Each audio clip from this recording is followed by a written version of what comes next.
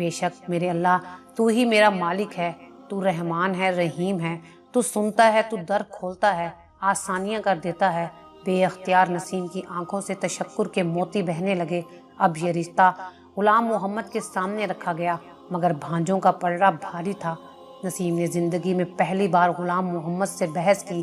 آخر پھپھی اماں اور غلام محمد نے نسیم کو اپنے بل بوتے پر بیٹی کی شادی کرنے کی اجازت دیتے ہوئے ہر خرچ سے لا تعلقی ظاہر کر دی۔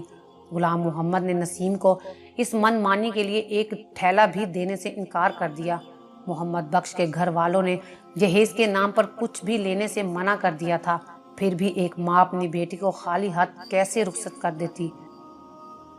اور کچھ نہیں تو کھانے پینے اور بارات کے کھانے پینے کا انتظام تو کرنا ہی تھا۔ نسیم کے پاس جمع پونجی کے نام پر کچھ بھی نہ تھا۔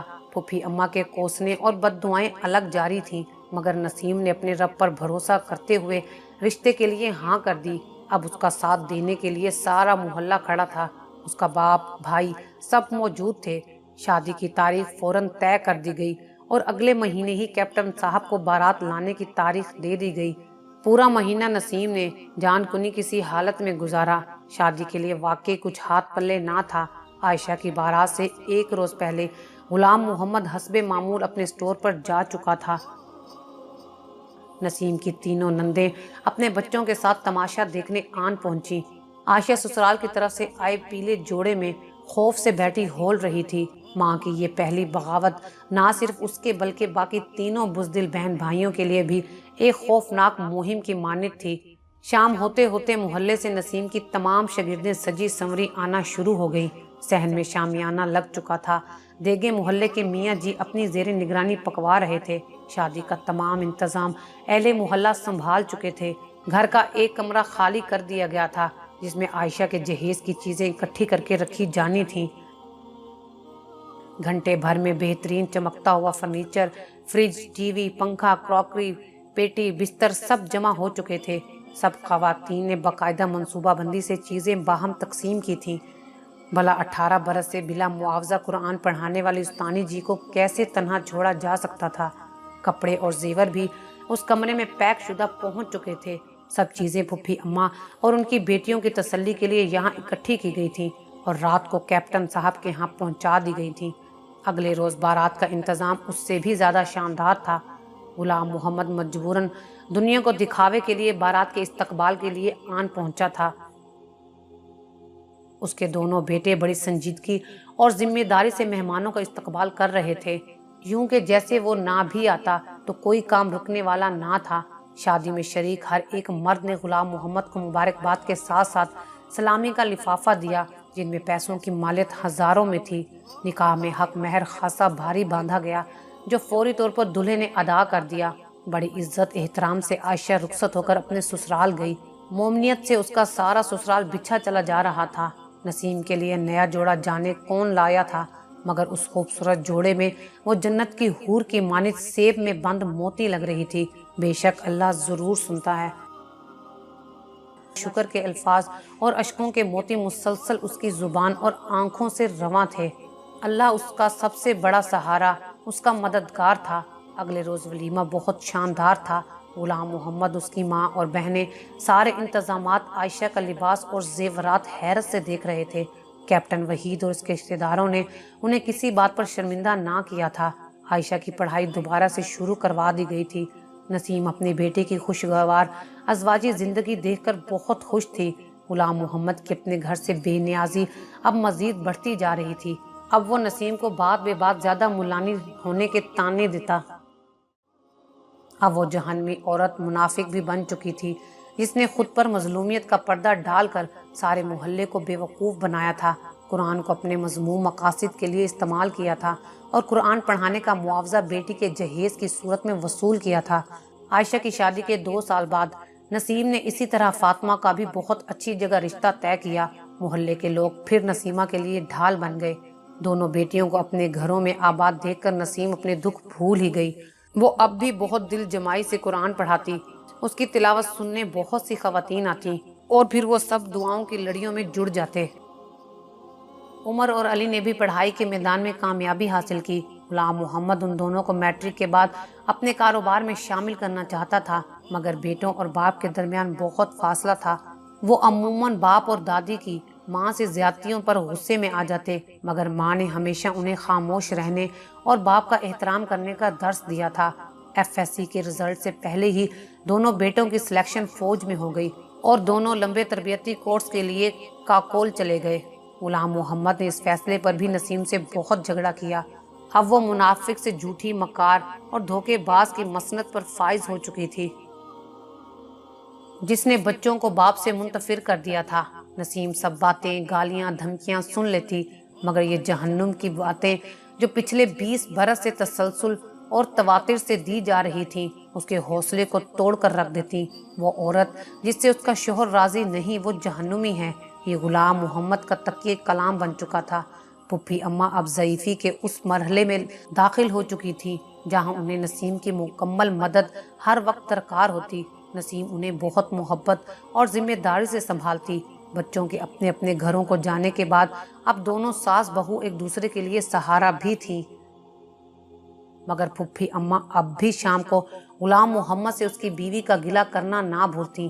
روز اس کی کوئی نہ کوئی کوتاہی ان کی زبان پر ہوتی۔ اب منافق، جہنمی اور دھوکے باز کے بعد نسیم سست، کاہل اور احسان فراموش بھی ہو گئی تھی۔ ساس کی خدمت میں کوتاہی پر کوئی بات غلام محمد کو تلاش کے باوجود نہ ملی تھی، سو اب اس کی گالیوں کا رخ اس کی ذات کی طرف ہو چکا تھا۔ مستانی جی کی شاگردیں اب ہر عمر کی تھیں، چھوٹی 5-6 برس کی بچیوں سے لے کر بڑی عمر کی خواتین تک۔ قرآن کی تعلیم نسیم کی زندگی کا وہ مقصد اور کام تھا جو اسے مصروف بھی رکھتا اور سکون بھی دیتا۔ اب نسیم کے بیٹے بھی کمانے لگے تھے۔ وہ چھٹیوں میں ماں کے لیے کسی نہ کسی سہولت کا انتظام کر جاتے۔ برسوں بعد اس گھر کی مرمت ہوئی، سفیدیاں کروائی گئیں، غسل خانہ دوبارہ سے بنایا گیا، پانی کی موٹر اور ٹینکی لگوائی گئی۔ اگلے برس بیٹوں نے ماں کے لیے نئے بیڈ اور صوفے خریدے، نئے برتن اور گھر کے لیے نئی چیزیں جن کی خواہش کبھی نسیم کے دل میں ہوتی تھی۔ عائشہ اور فاطمہ ہر بار ماں کے لیے کپڑے سلوا کر لے آتی، نرم اور آرام دہ جوتے، چپل۔ نسیم نے اس گھر سے نکلنا عرصہ دراز سے چھوڑ دیا تھا۔ جب کبھی اس نے کسی غمی خوشی میں جانے کی اجازت مانگی تو غلام محمد نے اسے گھر میں ٹک کر رہا کرو کہہ کر انکار کر دیتا۔ دنیا کے رنگ، نئی چیزیں، نئے لوگ استانی جی کے لیے افسانوں کی طرح تھے۔ غلام محمد کا سٹور ہر نئے فیشن کی چیز سے بھرا ہوتا، کریانہ، کراکری، ڈیکوریشن، جیولری، جوتے، پرس، الیکٹرانکس، موبائل۔ مگر نسیم کو کبھی گھر سے نکلنے کی اجازت نہ ملی۔ جب اس نے پہلی بار اپنی عائشہ کے ہاتھ میں موبائل فون دیکھ کر پوچھا تھا کہ یہ کیا ہے، تب بیٹی کو ماں پر بہت پیار آیا۔ وہ خوب ہنسی اور پھر اسے موبائل پر دنیا کی بہت سی تصویریں دکھائیں۔ پہاڑوں، دریاؤں کا ذکر تو نسیم نے سنا تھا، مگر اصل میں یہ کیسے دکھتے ہوں گے اس دن موبائل پر دیکھا۔ عید الفطر کی آمد تھی۔ نسیم اس بار اپنے بچوں کی منتظر تھی۔ وہ روز پھپھی اماں کے سامنے عائشہ اور فاطمہ کو عید پر بلانے کا ذکر کرتی۔ علی اور عمر کو بھی چھٹیوں پر گھر آنے کی تاکید کی گئی تھی۔ اس بار اس نے عید کے دن غلام محمد کو بھی بچوں کے ساتھ رہنے کا کہا تھا۔ تم جیسی ناشکری عورتیں ہی مردوں کو خراب کرتی ہیں، بھلا کاروبار میں بھی ایسی عیاشیاں کی جا سکتی ہیں کیا؟ عید کے دن چھٹی یعنی عین کام کا، آمدنی کا دن، اور ان مولوانی صاحبہ کے کہنے پر چھٹی کر لوں؟ جانتی ہو علاقے کی عورتیں، بچیاں اور عزت دار لوگ بہت اعتماد سے ہمارے سٹور پر آتے ہیں۔ اب اس اہم دن پر چھٹی کر لوں؟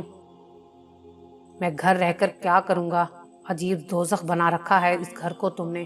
جس شوہر کو اس کی بیوی سے گھر کا سکون نہ ملے وہ گھر دوزخ ہوتا ہے۔ غلام محمد صاحب پھر ڈانٹتے، ناراض ہوتے سٹور پر چلے گئے۔ اب بڑھاپا آن پہنچا تھا، مگر ان کا غرور، غصہ اور بد مزاجی کا عالم وہی تھا۔ روزوں میں نسیم کی صحت میں نمایاں فرق پڑا، جس کا سارا الزام پھپھی اماں اور غلام محمد اس کی سستی اور کام چوری کو دیتے رہے۔ گرمیوں کے طویل روزے اور پھپھی اماں کی مسلسل بیماری، ان کا ہر کام کے لیے بہو کو آواز دینا۔ رمضان کے آخر تک نسیم کی کمزوری بہت بڑھ گئی تھی۔ کام کے دوران آنے والے چکر اب آرام کے اوقات میں بھی آنے لگے۔ دل کی گھبراہٹ بھی بڑھنے لگی۔ چاند رات کو علی اور عمر دونوں چھٹی پر گھر پہنچے۔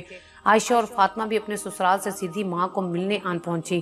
ماں کی صحت خاصی تشویشناک تھی۔ گھر کا سارے کام بچوں نے سنبھال لیا۔ دونوں بیٹے بھی ماں کے ساتھ لگ گئے۔ ईद के दिन बच्चों को देखकर नसीम में ताकत आ गई। बेटे बेटियां दामाद नवासे सब घर में जमा थे। ईद की नमाज पढ़कर नसीम के वालिद और भाई भतीजे भी ईद मिलने आ गए। बेटों ने माँ को नए नोटों की गट्ठी दे दी थी ताकि वो सबको ईदी दे सकें। नसीम ने सबको ईदी दी। फिर एक सिलसिला उसकी शागिर्दों की आमद का था, जो सब खाने पीने के नित नए पकवान लिए चली आ रही थी। ईद की सुबह खूब रौनक थी। आज तो गुलाम मोहम्मद को भी नसीम की सेहत की खराबी का एहसास हुआ। उसका सफ़ेद गुलाबी चेहरा बिल्कुल जर्दी माइल था। आवाज़ में खनक मफकूद थी, मगर उसके लिए इतनी फिक्रमंद औलाद देखकर वो फिर चिढ़ गया। ड्रामेबाज औरत सबकी तवज्जो हासिल करने के लिए ड्रामा कर रही है। नसीम के सामने ये फिक्रा कहता हुआ वो अपने स्टोर चला गया। जोहर की नमाज के बाद नसीम को बड़ा जोरदार चक्कर आया। जाए नमाज से वो मुश्किल उठकर अपने बिस्तर तक आई। अभी दुआ मांगना रहता था। खाला जान आप ठीक नहीं हैं, डॉक्टर वहीद को सबसे पहले अंदाजा हुआ। उन्होंने नसीम की नब्ज चेक करने की कोशिश की। उमर और अली माँ को देखकर लपके। सब उसके पास थे, मगर उसकी रूह अपने रब की तरफ लौट चुकी थी। परिंदा अपना घोंसला छोड़ चुका था। चेहरे पर खूबसूरत मुस्कुराहट थी। लबों पर कलमा मुकम्मल हो चुका था। आंखें बेनूर हो चुकी थी। ए नफ्से मुतमईना, चल अपने रब की तरफ। वो तुझसे राजी और तू उससे राजी। कैसा नफ्स मुतमईन था कि अपने चारों जिगर गोशों के दरमियान दुनिया से रुखसत हुआ, जिसके जिम्मे किसी का कोई कर्ज एहसान बोझ कुछ भी ना था। बस इत्मीनान ही इत्मीनान। उस्तानी जी के इंतकाल की खबर मिनटों में मोहल्ले भर में फैल गई। पूरा मोहल्ला यूं उसके घर में उमड़ आया जैसे ये हर घर के अपने अजीज की फोतगी है। सारे इंतजामात अहले मोहल्ला ने संभाल लिए।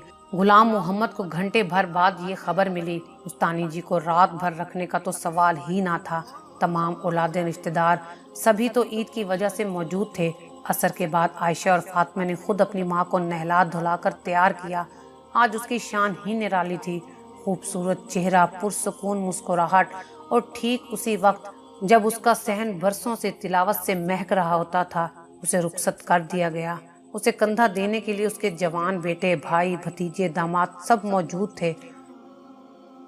गुलाम मोहम्मद को नसीम का आखिरी दीदार करने का मौका कब्रिस्तान में मिला, जब उसे कब्र में लिटाया जा चुका था।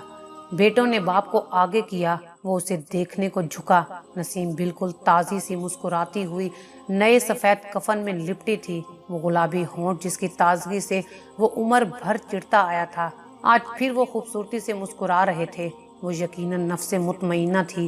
गुलाम मोहम्मद के दिल ने गवाही दी। इसकी आंखों से 2 आंसू निकले और सीधे कब्र में जा गिरे। उस्तानी जी का जनाजा बहुत बड़ा था। उनकी शागिर्दें सदमे से इस कदर निढाल थीं कि सगी बेटियों और बाकी बच्चियों में फ़र्क करना मुश्किल था। अगले रोज़ सुबह सवेरे फिर उनका सहन तिलावत की मशहूर कुन आवाज़ों से गूंज रहा था। आज वो खूबसूरत तिलावत करने वाली उस्तानी जी नहीं, बल्कि उनकी वो हज़ारों शागिर्दें थीं जिन्होंने कुरान पाक पढ़ना, उस पर अमल करना और रब से मांगना उन्हीं से सीखा था। हर बच्ची सदका जारिया थी। ये वो हज़ारों गवाहियाँ थीं जो गुलाम मोहम्मद कल से मुसलसल सुन रहा था। उस्तानी जी के ईमान और तकवा की गवाहियाँ, उस जहन्नमी औरत के जन्नती होने के हक में बेशुमार गवाहियाँ थीं। ईद के तीसरे रोज़ आयशा, फातिमा अपने घरों को, जबकि उमर और अली अपने कामों पर रवाना हो गए। कैसी बेज़रर माँ थी कि बच्चों को छुट्टी लेने का तरद्दुद भी ना करना पड़ा। खामोशी से सारी जिंदगी गुजारी और उससे भी ज्यादा खामोशी से चली गई। अभी इस बात को 2 माह ही गुजरे थे कि गुलाम मोहम्मद को फालिज का अटैक हुआ और वो चारपाई का होकर रह गया। उसके आधे जिस्म ने काम करना छोड़ दिया था। बाप का सुना तो दोनों बेटे और बेटियां आई थीं, मगर चंद दिन बाद बेटियां अपने घर चली गईं। दोनों बेटों की ट्रेनिंग चल रही थी। डॉक्टर को चेकअप करवाने के बाद उन्होंने घर में एक मुलाजमा रखवा दी थी, जो घर का काम और अब्बा और दादी की देखभाल भी करेंगी। दोनों बेटे भी वापस ट्रेनिंग पर जा चुके थे। गुलाम मोहम्मद की दुकान को भी ताले लग चुके थे।